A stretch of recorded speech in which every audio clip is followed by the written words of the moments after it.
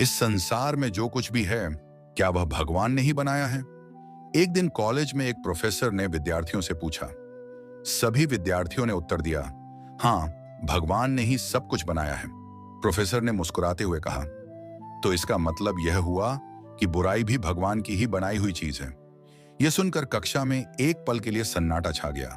तभी एक विद्यार्थी उठ खड़ा हुआ और बोला, सर, इतनी जल्दी निष्कर्ष पर मत पहुंचिए।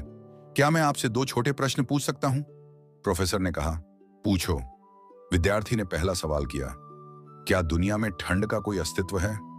प्रोफेसर बोले, बिल्कुल है, हम ठंड को महसूस करते हैं। विद्यार्थी ने नम्रता से उत्तर दिया, नहीं सर, ठंड अपने आप में कुछ नहीं है।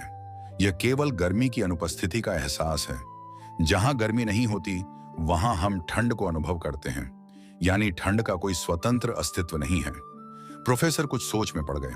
विद्यार्थी ने दूसरा प्रश्न पूछा, क्या अंधेरे का कोई अस्तित्व है? प्रोफेसर बोले, हाँ, रात को अंधेरा होता है।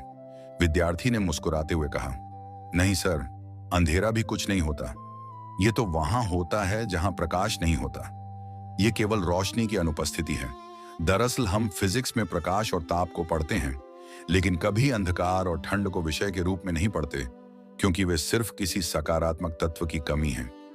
उसने आगे कहा, ठीक इसी तरह भगवान ने संसार में केवल अच्छाई, प्रेम, करुणा और विश्वास को बनाया है।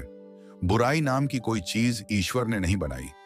बुराई तो केवल अच्छाई के अभाव का नाम है। जब हम अच्छाई, प्रेम और ईश्वर में विश्वास छोड़ देते हैं, तब हमें बुराई दिखाई देती है। यदि हम हर अवसर पर प्रेम, सद्भाव और भलाई फैलाते रहें, तो बुराई का कोई स्थान नहीं बचेगा। यह हम पर निर्भर करता है कि हम अंधेरे की शिकायत करें या दीपक जलाएं। इसीलिए जीवन में जब भी और जहां भी मौका मिले, अच्छाई बांटिए, क्योंकि जहां प्रकाश होता है, वहां अंधकार नहीं टिकता।